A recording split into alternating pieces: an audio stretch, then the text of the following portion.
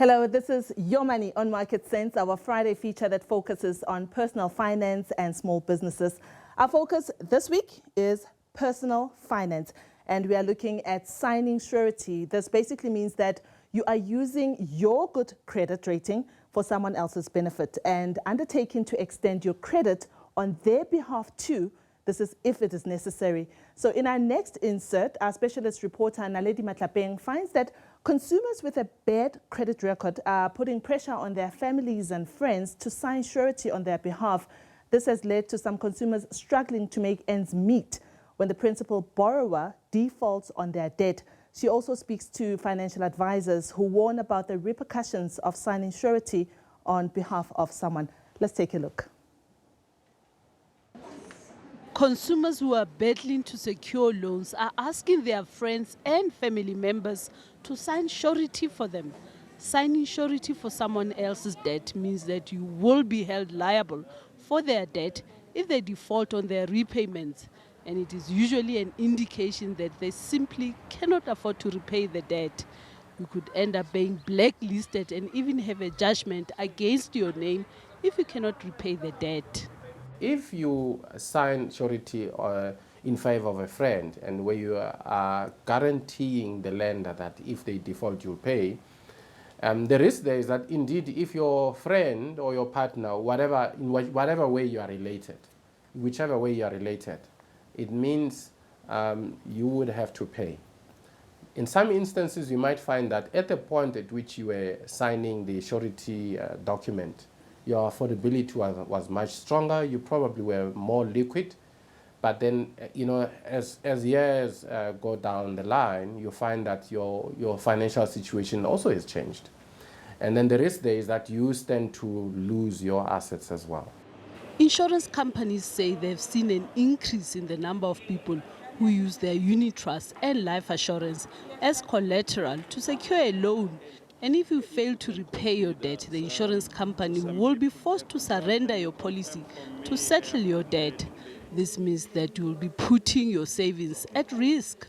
The purpose for saving is to save, we always save for a rainy day, for future spending or for future purchases, whether you're saving for a house, you're saving to purchase a car, or you're saving for a holiday, or you're saving for your children's future education.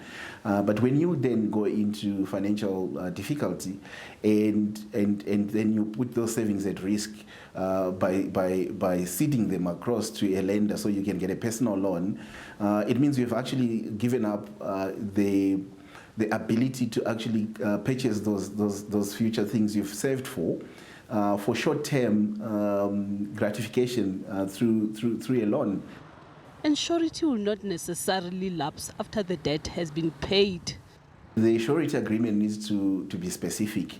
And I think this is a common mistake that people signing for surety are not aware of. If it's left open-ended, in fact, even after the debt has been paid, the principal borrower could actually go and again acquire a second loan, and the surety will still be responsible for that second loan or even a third loan.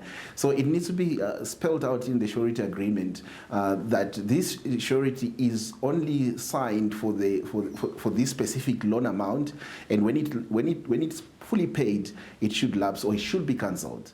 Using your house as collateral to secure a loan must be done only as a last resort. You could end up without a house because your property might be auctioned if you are unable to service your debt. Signing surety is a legally binding transaction, and you cannot withdraw when the going gets tough or when the relationship sours. This is primarily because the loan is usually granted on the basis of the suretyship. There's an element of ignorance, lack of financial literacy, people not understanding, the implications of exposure. When you use your credit worthiness to give a guarantee for a friend to acquire a property or a car, you must understand that, yes, that exposure, you need to understand what does it mean to you in the event that this person defaults. Because in some instances, it might mean if indeed that risk materializes, the chances are you will lose your house. I'd like to hear your views on this topic. My email address is mulifint@sabc.co.za. My Twitter handle is @mulifinaledi. Well, the lesson there is that you should be very wary of signing suretyship if you are taking responsibility for the payment of someone else's debts. If you really would like to get more information on this week's topic, you can email Naledi Matlapeng, my colleague. Her email address, as she said there in the insert, is mulifint@sabc.co.za.